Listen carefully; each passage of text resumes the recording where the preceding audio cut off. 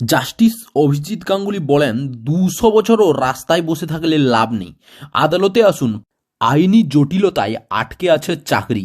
এই দাবি নিয়েই বিচারপতির বাড়ির সামনে পৌঁছে যান একদল চাকরি প্রার্থী। প্রায় ৫০ জন জড়ো হয়েছিলেন সেখানে। পরে বিচারপতির সঙ্গে কথা বলে পুলিশ ৪ জনকে যাওয়ার অনুমতি দেন। গত কয়েক বছর ধরে শহরের বিভিন্ন জায়গায় ধর্ণা দিয়েছেন, প্রতিবাদ জানিয়েছেন চাকরি প্রার্থীরা। তবে বুধবার সন্ধ্যায় কার্যত নজিরবিহীন ছবি দেখা গেল। খোদ কলকাতা হাইকোর্টের বিচারপতির বাড়ির সামনেই পৌঁছে গেছেন চাকরি প্রার্থীরা। সুপারিশপত্র পাওয়ার পরও আইনি জটিলতায় আটকে চাকরি, বয়স পেরিয়ে যাচ্ছে, এই দাবি নিয়েই এদিন বিচারপতি অভিজিৎ গঙ্গোপাধ্যায়ের বাড়ির সামনেই পৌঁছে যান চাকরি প্রার্থীরা। রীতিমতো কান্নায় ভেঙে পড়েন তারা। উপস্থিত পুলিশ জানায় চাকরি প্রার্থীদের সঙ্গে কথা বলবেন বিচারপতি। এরপর দোতলা থেকে বিচারপতি নিচে নেমে আসেন। গেটের সামনে গিয়ে প্রার্থীদের সঙ্গে কথা বলেন তিনি। চাকরি প্রার্থীদের দাবি, তারা ২০২২ সালের নভেম্বর মাসে সুপারিশপত্র পেয়েছেন তারা, কিন্তু সুপারিশের নিউমেরারি পোস্ট ঘিরে আইনি জটিলতা থাকায় চাকরিতে যোগ দিতে পারছেন না তারা। সেই কারণেই এদিন বিচারপতির দ্বারস্থ হন তারা।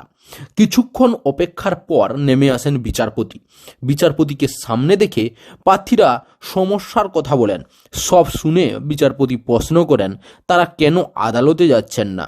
চাকরি প্রার্থীদের আদালতে যাওয়ার পরামর্শ দেন বিচারপতি গঙ্গোপাধ্যায়। তিনি পরামর্শ দেন প্রার্থীরা যাতে আইনজীবীর সঙ্গে কথা বলেন।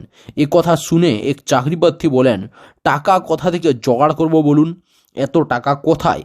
বিচারপতি তাদের পরামর্শ দেন টাকা না থাকলে আদালতের লিগ্যাল এইডের সঙ্গে যোগাযোগ করতে। সেখানে নিখরচায় আইনি পরামর্শ দেন আইনজীবীরা। বিচারপতি চাকরি প্রার্থীদের আরও বলেন, আমি শুধুমাত্র আপনাদের সহানুভূতি জানাতে পারি।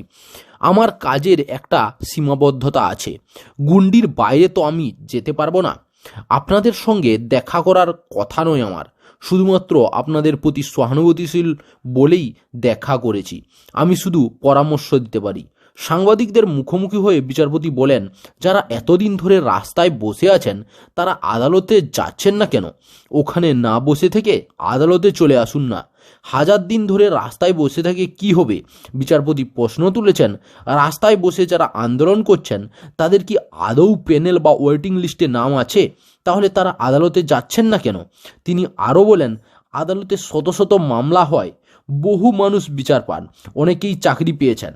উল্লেখ্য, নিয়োগ দুর্নীতি সংক্রান্ত একাধিক মামলার শুনানি হয়েছে বিচারপতি অভিজিৎ গঙ্গোপাধ্যায়ের এজলাসে।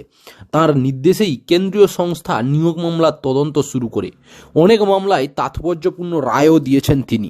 চাকরি বাকরি, ঝড় ঝঞ্ঝা, দেশ বিদেশ, আপনার রাজ্য জেলার, আপনার শহরের খবর সবার আগে পেতে অবশ্যই আমাদের চ্যানেল nb.com-কে সাবস্ক্রাইব করে পাশে থাকা বেল আইকনটা ক্লিক করে অল নোটিফিকেশন অন করে রাখুন। জয় হিন্দ, জয় ভারত।